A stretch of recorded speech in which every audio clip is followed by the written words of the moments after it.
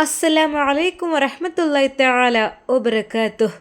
തൻ്റെ പ്രിയപ്പെട്ട ഭർത്താവിന് നിക്കാഹിന് ഒരുങ്ങിയ പുലർച്ചെ ആ ദിവസം തൻ്റെ പ്രിയപ്പെട്ട ഭർത്താവ് ഇതുവരെ പള്ളിയിലേക്ക് പോയിട്ട് മടങ്ങി വന്നിട്ടില്ല. സൈത്തൂൻ ബീവി ആ മഞ്ഞിലെ കഥ തുറച്ചു നോക്കുന്നു. തൻ്റെ പ്രിയപ്പെട്ട ഭർത്താവിൻ്റെ വാഹനം ഇതുവരെ എത്തിയിട്ടില്ല. റബ്ബേ, എന്തു പറ്റി എൻ്റെ പ്രിയപ്പെട്ട സൈഫിന്? ശരിക്കും പറഞ്ഞാൽ ബീവിക്ക് നല്ല ടെൻഷനായിരുന്നു. സുബഹി നിസ്കരിച്ച് എത്തേണ്ട സമയമായി കഴിഞ്ഞു. പക്ഷേ നല്ല മഞ്ഞുണ്ട്, നല്ല തണുപ്പുണ്ട്. നേരം വെളുക്കാത്ത പോലെയാണ് അവിടുത്തെ കാലാവസ്ഥയും കാര്യങ്ങളും. ശക്തമായ മഞ്ഞും തണുപ്പും. തൻ്റെ ഭർത്താവിൻ്റെ നിക്കാഹ് ദിവസമാണ് ഇന്ന്. ഞാൻ ഏറെ പ്രതീക്ഷയോടെ ആകാംക്ഷയോടെ കാത്തിരുന്ന ആ ദിവസം. റബ്ബേ, യാതൊരു തട്ടുമുട്ടലും ഒന്നും ഉണ്ടാവരുതേ അല്ലാ. ബീവി അപ്പോഴും കാത്തിരുന്നു തൻ്റെ പ്രിയപ്പെട്ട ഭർത്താവിനെ. അല്ലാഹുവേ, നീ കാത്തുരക്ഷിക്ക്. കാണുന്നില്ല ഈ സമയമായിട്ടും. കുറച്ചു കഴിഞ്ഞപ്പോഴതാ ഒരു കാർ വരുന്നു. ദൂരെ നിന്ന് കാണുന്നേയില്ല. അരണ്ട ഒരു വെളിച്ചം മാത്രമാണ് കാണുന്നത്. ബീവി ഒന്നുകൂടെ നോക്കി. അല്ലാ, വരുന്നുണ്ട് എൻ്റെ പ്രിയപ്പെട്ട ഭർത്താവ്. ശരിക്കും പറഞ്ഞാൽ അവൾക്ക് മനസ്സിൽ വല്ലാതെ സന്തോഷം വന്നു. യാ അല്ലാ. കൊട്ടാരത്തിലേക്ക് കാറ് കയറ്റി. അദ്ദേഹം അതിൽ നിന്ന് ഇറങ്ങി. യാ സൈഫ്, എന്ത് പറ്റി? എന്താ ഇത്രയും ടൈം? സൈത്തൂൻ, നിക്കാഹിനെ ആളെ സംഘടിപ്പിക്കണ്ടേ പെണ്ണെ? ഞാൻ പറഞ്ഞില്ലേ എല്ലാവരോടും പറഞ്ഞ് വലിയ ഫങ്ഷനാക്കി നടത്താൻ.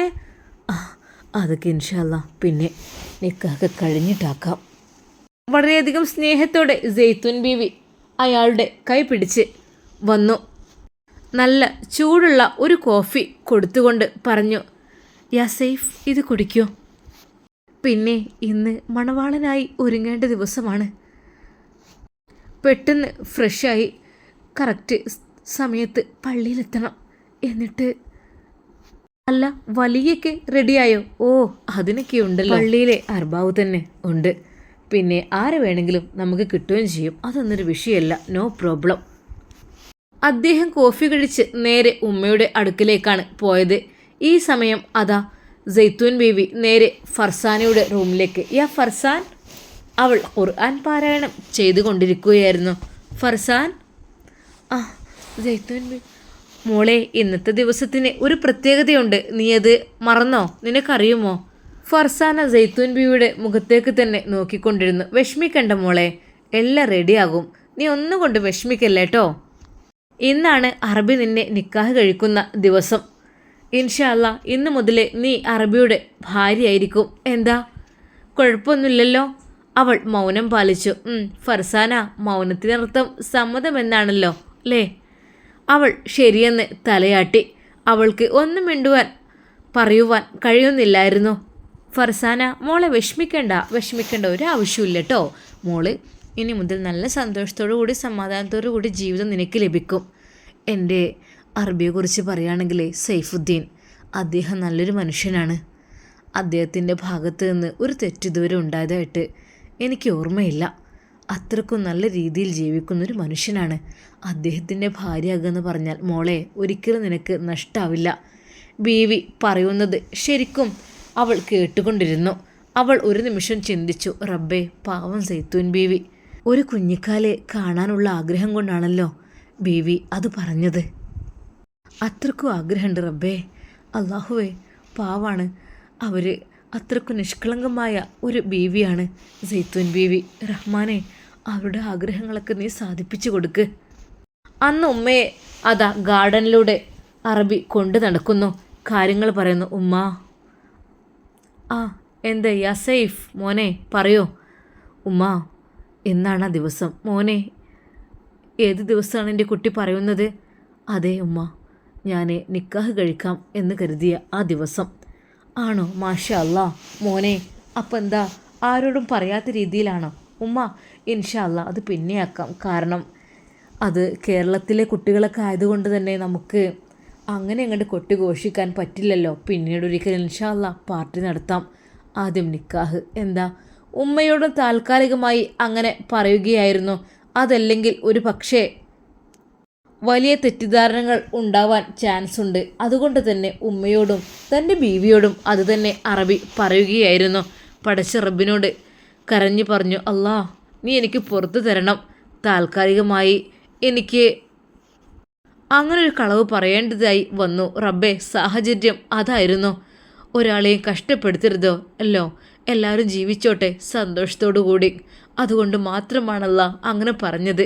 അറബി അപ്പോൾ തന്നെ പൊറുക്കലിനെ തേടുകയും ചെയ്തു. തൻ്റെ പ്രിയപ്പെട്ട ഭർത്താവ് മണവാളനായി ഒരുങ്ങുവാൻ പോകുന്നു. സെയ്ത്തൂൻ ബീവി അള്ളാഹുവിനോട് ദുആ ചെയ്തു, റബ്ബേ എല്ലാം നീ റാഹത്തിലാക്ക്. തൻ്റെ പ്രിയപ്പെട്ട ഭർത്താവിന് കുളിക്കുവാനുള്ള എല്ലാ കാര്യങ്ങളും സെയ്ത്തൂൻ ബീവി തന്നെ കൊടുക്കുന്നു. ഇതാ സെയ്ഫ് ടർക്കി, ഇതാ ഷാംപൂ, ഇതാ.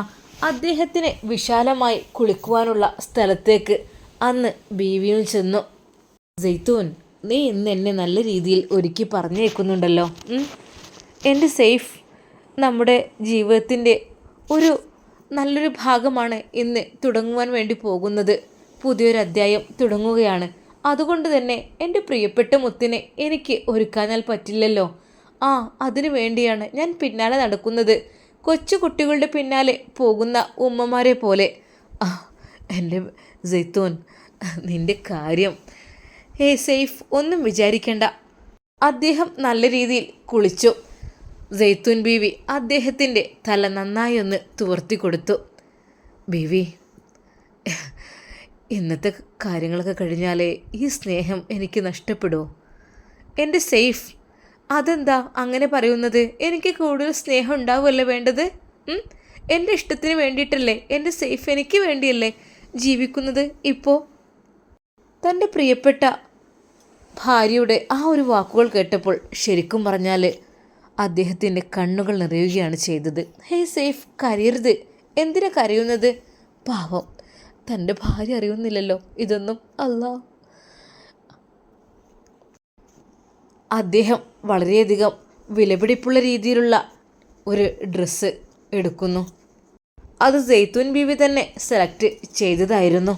അദ്ദേഹം അത് ധരിച്ചു. അതിമനോഹരമായ രീതിയിൽ തലപ്പാവും റെഡിയാക്കി. വിലപിടിപ്പുള്ള ഊത്, മസ്ക് ഇവയെല്ലാം പുരട്ടി. പുതിയ വാച്ചും പുതിയ മോതിരവും ധരിച്ചു. ആ മഹറിൻ്റെ ബോക്സ് അവളതാ തൻ്റെ പ്രിയപ്പെട്ട ഭർത്താവിൻ്റെ കൈകളിൽ ഏൽപ്പിക്കുന്നു. എൻ്റെ പ്രിയപ്പെട്ട സെയ്ഫ്, ഇതാ അങ്ങക്ക് വേണ്ടി ഞാനത് സമർപ്പിക്കുന്നു. എൻ്റെ ഭർത്താവ് അവളെ നിക്കാഹ് കഴിച്ച് അവൾക്കുള്ള മഹറായിട്ട് ഇതാ തിരിച്ചു വരണം. ബിസ്മില്ലാഹിർ റഹ്മാൻ റഹീം. ശരിക്കും പറഞ്ഞാൽ അറബിയുടെ കൈകൾ വിറക്കുന്ന പോലെയുണ്ടായിരുന്നു. എന്തു പറ്റി? ഇത് വാങ്ങിക്കോ. വളരെയധികം മനോഹരമായ രീതിയിലായിരുന്നു അറബിയുടെ അന്നത്തെ വേഷം.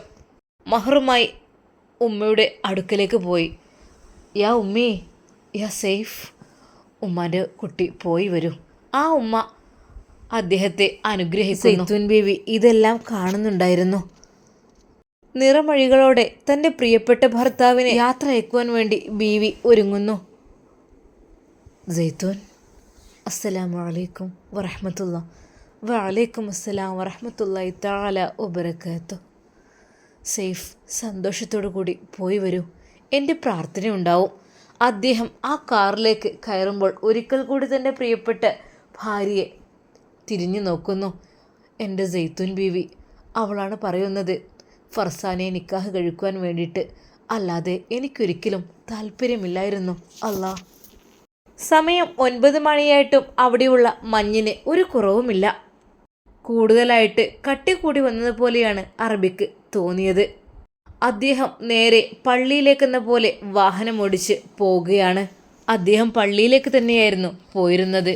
ആ ഒരു ഡയമണ്ട് നെക്ലേസുമായി അദ്ദേഹം പള്ളിയിൽ കയറി 2 റക്അത്ത് സുന്നത്ത് നിസ്കരിച്ച് പടച്ച റബ്ബിനോട് ഒരുപാട് ദുആ ചെയ്യുന്നു. അല്ലാ, ഒരാളുടെ ജീവിതം രക്ഷിക്കുവാൻ വേണ്ടിയിട്ടും ഒരാളെക്കുറിച്ച് ഒന്നും അപവാദങ്ങളൊന്നും പറയാതിരിക്കുവാൻ വേണ്ടിയിട്ടും റബ്ബേ എനിക്ക് ഇങ്ങനെയൊരു ത്യാഗം ചെയ്യേണ്ടി വന്നു.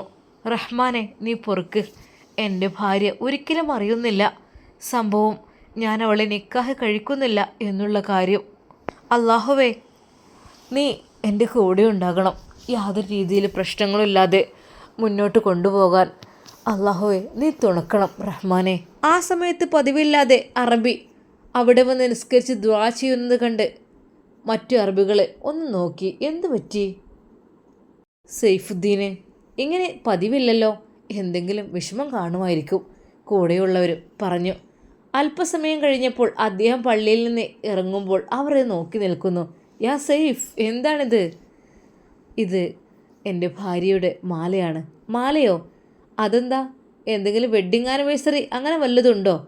അങ്ങനെയാണെങ്കിൽ ഒരു പാർട്ടി ഞങ്ങൾക്ക് വേണം കേട്ടോ, അദ്ദേഹത്തിൻ്റെ സുഹൃത്തുക്കൾ അയാളോട് പറയുന്നു.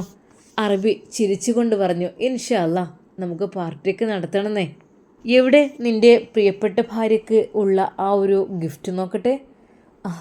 അത് ഒന്ന് കാണിക്കടാ, ഞങ്ങൾക്കും കൂടി ഒന്ന് ഇതുപോലെ ഗിഫ്റ്റ് വാങ്ങിക്കൊടുക്കാനായിരുന്നു. അത് പറഞ്ഞപ്പോൾ അദ്ദേഹത്തിൻ്റെ കയ്യിലുള്ള ആ ഒരു ബോക്സ് അവർ പിടിച്ചു വാങ്ങുന്ന രീതിയിൽ തമാശ കളിക്കുന്നു. ഞാൻ എടുത്തു തരാം, നീ ഓപ്പൺ ആക്കടാ, കാണാനുള്ള ആകാംക്ഷ കൊണ്ടാണ്. പെട്ടെന്ന് പള്ളിയിൽ വെച്ച് അദ്ദേഹം അത് തുറന്നു കാണിക്കുന്നു. മാഷാ അല്ലാഹ്, എത്ര ദിർഹംസ് ആയി ഇതിനെ? അതിൽ അറബി പറഞ്ഞു, അത് നിങ്ങൾ പറയണം, നിങ്ങളുടെ അഭിപ്രായം എന്താണെന്ന് പറയണം, എനിക്കതിനെക്കുറിച്ച് അറിയാനാണ്. പലരും പല രീതിയിലുള്ള വിലകൾ പറഞ്ഞു. ഇൻഷാ അല്ലാ, അതിൻ്റെ കറക്റ്റായിട്ടുള്ള വില ഞാൻ പറയാം. എല്ലാവരും കൂടി ആ ഒരു മനോഹരമായ ഡയമണ്ട് നെക്ലേസ് നോക്കുകയാണ്.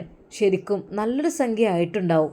എന്നാലും എൻ്റെ സൈഫ്, ഇത് എത്ര പവനുണ്ടാവും? പവനല്ല, ഡയമണ്ട് അല്ലേ, അപ്പോൾ അതിൻ്റേതായിട്ടുള്ള കാര്യങ്ങളിൽ അങ്ങനെ എന്തൊക്കെ തന്നെയായാലും ഒരു 25 ലക്ഷം. സൈഫ് ചിരിച്ചു. എന്താ നിങ്ങൾ, അതല്ലേ, ഡയമണ്ട് എന്ന് പറഞ്ഞാൽ വളരെയധികം ചെറുതാണ്, പക്ഷേ എന്തൊക്കെ തന്നെ അത് വലുതാക്കാൻ ശ്രമിച്ചാലും അതെപ്പോഴും ചെറുതുപോലെ തന്നെ ആയിരിക്കും. മഹർ ബോക്സ് കൂട്ടുകാർ അതാ അദ്ദേഹത്തിൻ്റെ കൈകളിൽ ഏൽപ്പിക്കുന്നു.